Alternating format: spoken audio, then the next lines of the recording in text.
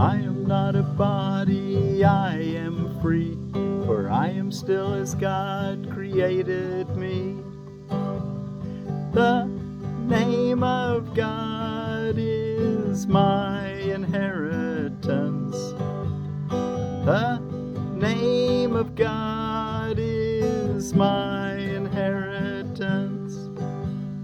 God's name reminds me that I am His son, not slave to time, unbound by laws which rule the world of sick illusions, free in God, forever and forever, one with Him.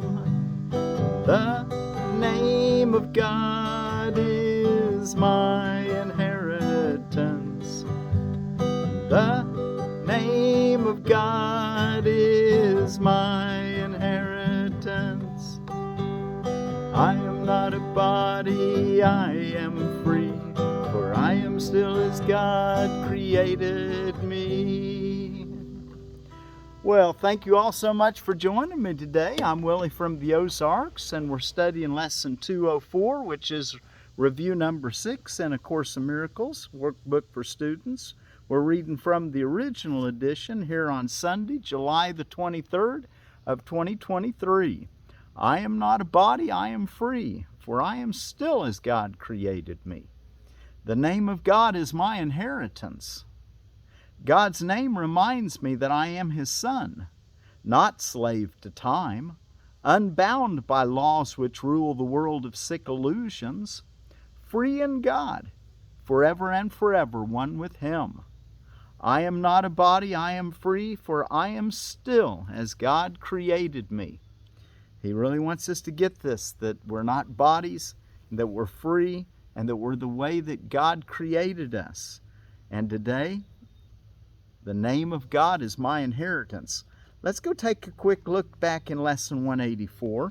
And I'm not going to read much, but just a few things that I've got highlighted that I thought were important. In paragraph 9, it would indeed be strange if you were asked to go beyond all symbols of the world, forgetting them forever, forgetting the names. Yet we're asked to take a teaching function. You have need to use the symbols of the world a while, the names the world uses, or the symbols. But be you not deceived by them as well. They do not stand for anything at all. And in your practicing, it is this thought that will release you from them. Use all the little names and symbols which delineate the world of darkness, yet accept them not as your reality. The Holy Spirit uses all of them, but He does not forget creation has one name, one meaning, and a single source which unifies all things within itself. Use all the names the world bestows on them, but for convenience. Yet do not forget they share the name of God along with you. God has no name. That's first sentence of paragraph 12. God has no name, and yet His name becomes the final lesson that all things are one. And at this single lesson, learning ends. At this single lesson, learning ends. All names are unified, all space is filled with truth's reflection. Every gap is closed and separation healed. The name of God is the inheritance He gave to those who chose the teaching of the world to take the place of heaven. In our practicing, our purpose is to let our minds accept what He has given as the answer to the pitiful inheritance you made, as fitting tribute to the Son He loves. No one can fail who seeks the meaning of the name of God. Experience must come to supplement the Word. But first you must accept one name for all reality and realize the many names you gave its aspects have distorted what you see, but have not interfered with truth at all. And there's a really beautiful prayer at the end of this one. Let me read it. Father, our name is yours. In it we are united with all living things and you who are their one creator. What we made and call by many different names is but a shadow we have tried to cast across your own reality. and we are glad and thankful we were wrong. All our mistakes we give to you, that we may be absolved of all effects our errors seem to have. And we accept the truth you give in place of every one of them. Your name is our salvation, an escape from what we made. Your name unites us in the oneness which is our inheritance and peace. Your name unites us in the oneness which is our inheritance and peace. Amen. The oneness, and that oneness is capitalized. We're all part of the inheritance of God, and we're supposed to see His name on everything. Okay, once again on our, not once again, but again on lesson 204, I am not a body, I am free, for I am still as God created me. The name of God is my inheritance. God's name reminds me that I am His son, not slave to time, unbound by laws which rule the world of sick illusions, free in God, forever and forever one with Him. I am not a body, I am free, for I am still as God created me. Okay, in our text reading, we're ready to start chapter 21, the inner picture. Before we start, what on earth is going on today? It's Auntie Day. So all you aunts, happy Auntie Day. Gorgeous Grandma Day. And of course, we're learning to see everyone as beautiful. But for you grandmothers, gorgeous grandmothers, happy Grandmother Day. Hot enough for you day? Nice warm day today for me. Mosquito Day. And I found that there were over 112 different genera of mosquitoes. And of those 112 genuses, there's, I think it said over 4,000 different species. There's only about 30 or 40 that really pass on malaria, and it's only the females that do that. Natural mosquito predators, though, there's the mosquito fish, which are the Gambusia affinis, which are an American fish, but I'll tell you, a lot of fish will eat mosquito larvae. So be sure you have fish in a body of water, and you just don't have mosquito larvae. Bats, and I heard the other day that bats can eat as many as 1,000 mosquitoes a night. Purple martins are notorious for, so be sure to have a little purple martin house if you have mosquito problems. Dragonflies, and beneficial insects. Damselflies, and I found that on West Baton Rouge Parish website. National Vanilla Ice Cream Day, Parents' Day, Peanut Butter and Chocolate Day, Sprinkle Day, those little candies that you sprinkle on cakes and stuff.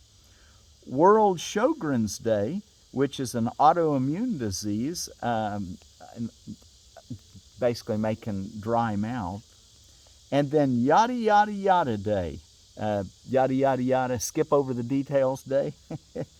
Okay, and then on edible landscaping, there is a particular raspberry I'd like to bring your attention to called the Glencoe Purple Thornless raspberry. That sounds kind of nice to get a raspberry without thorns. It's a cross. It's a rubus cross with I think it's crossed with an occidentalis, which is your black raspberry, and an idaeus, which is your red raspberry. I think they crossed those two and came up with the Glencoe Purple Thornless raspberry. Glencoe was developed by the Scottish Crop Research Institute, a cross of native black raspberry and red raspberry.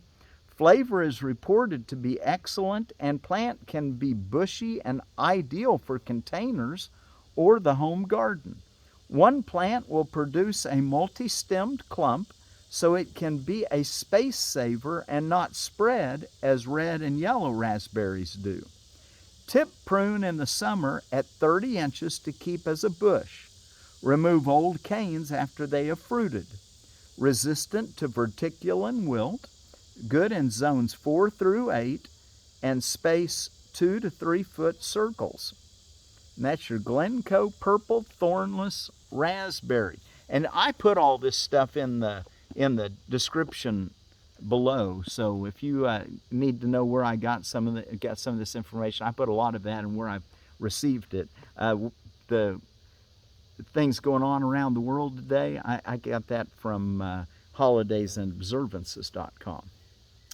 Okay, well, remember once again on our lesson, I am not a body, I am free, for I am still as God created me. The name of God is my inheritance. The name of God is my inheritance. I am not a body, I am free, for I am still as God created me. Okay, the inner picture, and boy, this is just loaded with good information. Projection makes perception. Projection makes perception. The world you see is what you gave it, nothing more than that. But though it is no more than that, it is not less. Therefore, to you it is important. It is the witness to your state of mind, the outside picture of an inward condition. As a man thinketh, so does he perceive. As a man thinketh, so is he, as the Bible says. Well, here's Jesus saying, as a man thinketh, so does he perceive. Same idea, but he's really narrowing it down to the world of perception instead of the eternal world of changeless reality, which is what real thought is, or reality. I call it real thought, the real world. Therefore, seek not to change the world, but will to change your mind about the world. Perception is a result, not a cause, and that is why order of difficulty and miracles is meaningless. Perception is a result, not a cause. Perception, it's the result of your inner thoughts. What's your value system? What do you want to happen? What are you thinking about? What do you dread? All those are what's making your outer world. And that is why perception is a result, not a cause. And that is why order of difficulty and miracles is meaningless. Everything looked upon with vision is healed and holy. Nothing perceived without it means anything. And where there is no meaning, there is chaos. Damnation is your judgment on yourself, and this you will project upon the world. See it as damned, and all you see is what you did to hurt the Son of God. If you behold disaster and catastrophe, you tried to crucify him. If you see holiness and hope, you joined the will of God to set him free. There is no choice that lies between these two decisions. Wow, what are the two decisions? To hurt the Son of God. If you behold disaster and catastrophe, you've tried to crucify the Son of God. If you see holiness and hope, you've joined the will of God to set him free. So either condemn or free. There is no choice that lies between these two decisions, and you will see the witness to the choice you made and learn from this to recognize which one you chose. The world you see but shows you how much joy you have allowed yourself to see in you and to accept as yours. And if this is its meaning, then the power to give it joy must lie within you.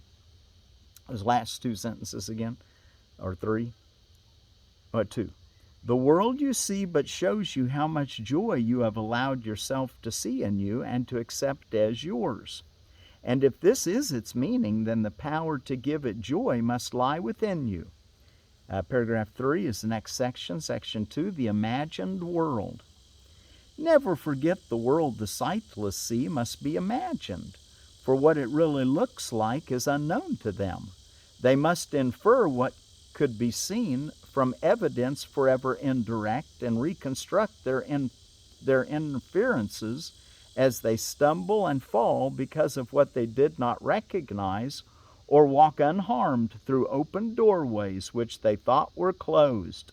Again on that, they must infer what could be seen from evidence forever indirect and reconstruct their inferences as they stumble and fall because of what they did not recognize, or walk unharmed through open doors which they thought were closed. And so it is with you. you do not see. Your cues for inference are wrong, and so you stumble and fall down upon the stones you did not recognize, but fail to be aware you can go through the doors you thought were closed, but which stand open before unseeing eyes waiting to welcome you.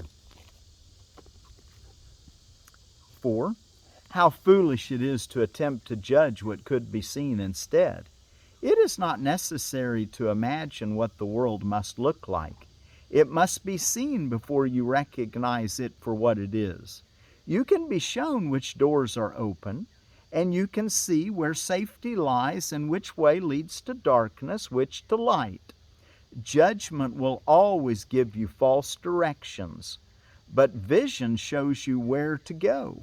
Why should you guess? Just don't make judgments. Follow vision. Follow your inner peace. Paragraph 5. There is no need to learn through pain. Oh, that's nice to know. You can learn through pain, but there is no need to learn through pain. And gentle lessons are acquired joyously and remembered gladly. What gives you happiness you want to learn and not forget.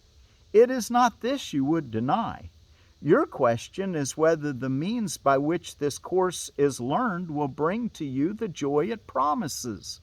So he's saying that the Course in Miracles, and to learn this course, promises you joy. You believe it would. Oh, if you believed it would bring you joy, the learning of the world would be no problem. You are not happy learners yet because you still remain uncertain that vision gives you more than judgment does. And you have learned that both you cannot have. Well, at least we've learned that, huh? Now we just got to learn that judgment doesn't give us anything we want.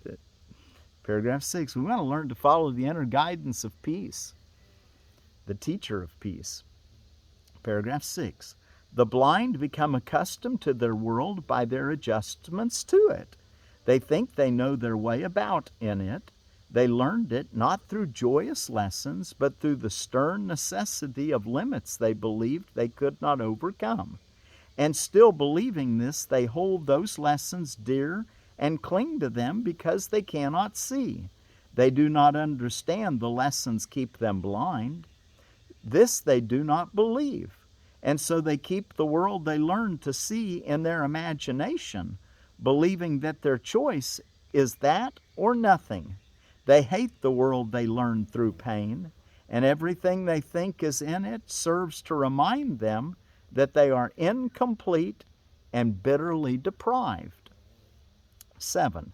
Thus they define their life and where they live, adjusting to it as they think they must, afraid to lose the little that they have. And so it is with all who see the body as all they have and all their brothers have. They try to reach each other and they fail and fail again. And they adjust to loneliness, believing that to keep the body is to save the little that they have. Listen and try to think if you remember what we will speak of now. Listen. Perhaps you catch a hint of an ancient state not quite forgotten. Dim, perhaps, and yet altogether unfamiliar, like a song whose name is long forgotten, and the circumstance in which you heard completely unremembered. Not the whole song has stayed with you, but just a little wisp of melody, attached not to a person or a place or anything particular, but you remember from just this little part how lovely was the song, how wonderful the setting where you heard it, and how you loved those who were there and listened with you. The notes are nothing, yet you have kept them with you, not for themselves, but as a soft reminder of what would make you weep if you remembered how dear it was to you. You could remember, yet you are afraid, believing you would lose the world you learned since then. And yet you know that nothing in the world you learned is half as dear as this. Listen and see if you remember an ancient song you knew so long ago and held more dear than any melody you taught yourself to cherish since. listen and see if you remember an ancient song you knew so long ago and held more dear than any melody you taught yourself to cherish since. 10. Beyond the body, beyond the sun and stars, past everything you see, and yet somehow familiar, is an arc of golden light that stretches as you look into a great and shining circle. And as the circle fills with light before your eyes, the edges of the circle disappear, and what is in it is no longer contained at all. The light expands and covers everything, extending to infinity, forever shining, and with no break or limit anywhere. Within it, everything is joined in perfect certainty. Nor is it possible to imagine that anything could be outside, for there is nowhere that this light is not. This is the vision of the Son of God, whom you know well. And you know him well because he's you. But we've learned another way. We've learned to navigate the world through avoidance, by thinking that we're going to be hurt and harmed if we don't do certain things to protect ourselves. And we're coming from that invulnerable position, but he's trying to get us to come from the invulnerable place of our forgotten song, our reality, that invulnerable aspect of the Son of God that's one with God, one with everything. This is the vision of the Son of God whom you know well. Here is the sight of him who knows his Father. Here is the memory of what you are, a part of this with all of it within and joined to all as surely as all is joined in you. Accept the vision which can show you this and not the body. You know the ancient song and know it well. Nothing will ever be as dear to you as is this ancient hymn of love the Son of God sings to his Father still. And now, and the last paragraph, 12, and now the blind can see, for that same song they sing in honor of their Creator gives praise to them as well. The blindness which they made will not withstand the memory of this song, and they will look upon the vision of the Son of God, remembering who he is they sing of. What is a miracle but this remembering? And who is there in whom this memory lies not? The light in one awakens it in all, and when you see it in each other, you are remembering it for everyone. Okay. Was there anything else I wanted to tell you about what we just read? There was some. Anyway, just keep in mind that what he was trying to explain to us in this lesson is that our inner world is what makes the outer world. And we want to then remember our reality, which is, try to remember this yourself, this song of being. You might think of it that I am still as God created me. The name of God is my inheritance. I am not a body, I am free. I am not a body, I am free, for I am still as God created me. I am not a body, I am free, for I am still as God created me. The name of God is my inheritance.